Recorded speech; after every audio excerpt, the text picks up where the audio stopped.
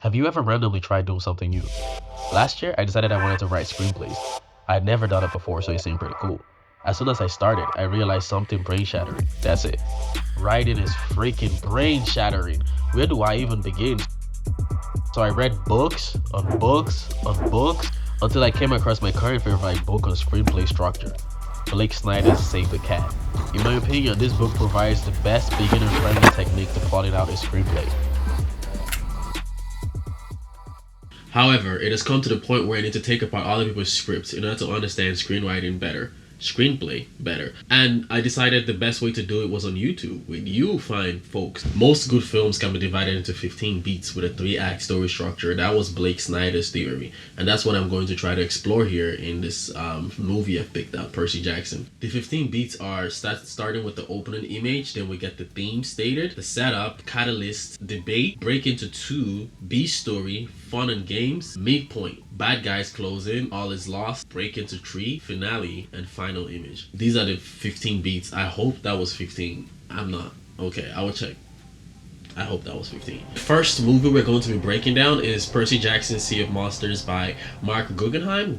I'm not sure that's the right way to pronounce it, but if it isn't, I said I'm not sure, so that immediately exempts me from whatever pronunciation I choose. So the Sea of Monsters begins with a narration. I don't know what the narration is for. I think it's just to catch us up. I don't think it has any precise beat, so I'm just gonna ignore that as like the opening image. The opening image is 3 kids running in the forest. What is chasing them? Will they make it to safety? We'll find out. Actually, we find out almost immediately as one of the kids, Talia, becomes a tree that generates this force field that protects the kids from whatever shady thing is coming to kill them. Theme stated at exactly 5 minutes into the film, not counting the opening credits, of course. Clarice says this. So, what I'm wondering is, Percy, that first quest you went on, beginner's luck, wasn't it? The question throughout the whole movie then is Percy Jackson competent, or was he just lucky? This is reinforced a minute later when Percy's in a conversation with Poseidon, and he says the same thing. Have you ever felt like everything you'd ever done, maybe you didn't really do it? It was all just luck or something? Setup. Children of the gods and humans live in a barrier protected by Talia, the tree. Taria.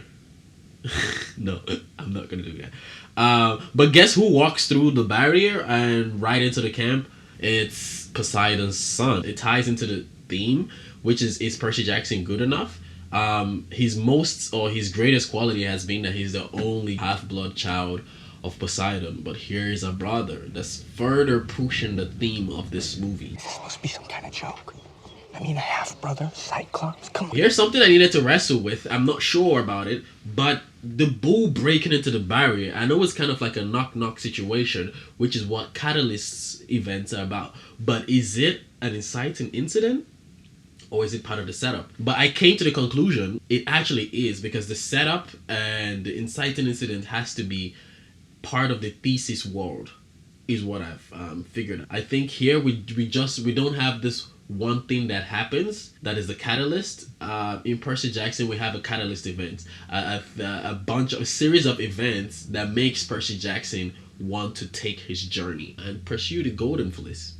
By the end of the catalyst event, right, we find out that the attack was orchestrated by Luke, son of Hermes. Luke has formed this half-blood Death Eater group, but he refuses to cut his nose. I'm not the only half-blood who thinks so. Also, he's poisoned Talia, the barrier, the tower, we talked about this, putting the whole camp in danger. We're in the debate era. Should Percy still go on this quest even though he wasn't selected? The protagonist, the hero, must decide by himself to take this journey. So if he was selected as part of the people to recover the quest, he'll be pushed into this journey, and that must never happen because a hero acts on his own. That's what makes him a hero.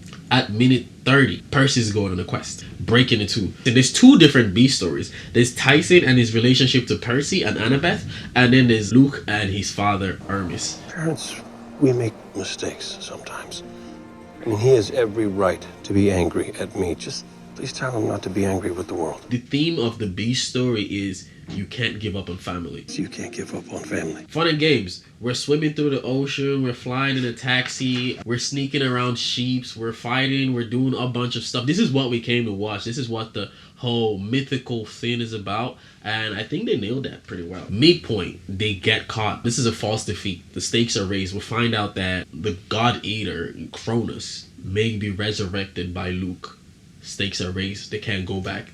Not only do they have to find this fleece for Taria, but now they also must prevent Luke from getting the fleece, because he's going to wake up the Titan god Kronos. Bad guys closing. As they go out to recover the fleece, they encounter a Cyclops, who is the guardian. Cyclops, they usually use this guardian, and they outsmart the Cyclops, another popular trope. They always outsmart the Cyclops in most mythical stories. So they outsmart the Cyclops, they steal the fleece, but as they're trying to escape, they get stuck by, you guessed it, Luke Skywalker. He's back. They're outmanned, they're outgunned. This triggers the all is lost beat. Tyson sacrifices his life to protect Percy, Reef of Death. Percy's overcome with sadness. He really isn't good enough. We get the recurring theme. They're captured. Break into 3. In this film, the break into 3 and the finale beat all happens at once. The team is already gathered, so the hero doesn't need to gather a team. In fact, they make him their leader. He begins to execute his plans to save the day, but it is not as easy as he thinks, and it begins to become daunting. And guess what? Hightower surprise.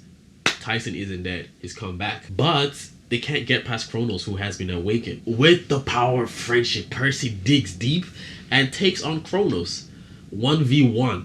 1v1, he fought a you know what? I'm not even gonna... Yeah, okay. He defeats him, gets the Golden Fleece, proving he's just that good. He's that guy. He's him. Final image, Kronos might be alive. And Talia the tree, remember her? She's healed and she's walking around. She's no longer a tree, because apparently trees do this sometimes when they get a Golden Fleece. That's the beat by beat of Percy Jackson. I think it really follows the Save the Cat BS2 sheet, which gives me a lot of hope, because learning to like structure a screenplay has been one of the most difficult things I've ever encountered, and it just gives me hope that there's a way to get around it. Let me know what you guys think. If you like this, leave a like, comment, subscribe, do all those fun stuff, because I will be doing more of these. Anyway, I'll see you on the next one.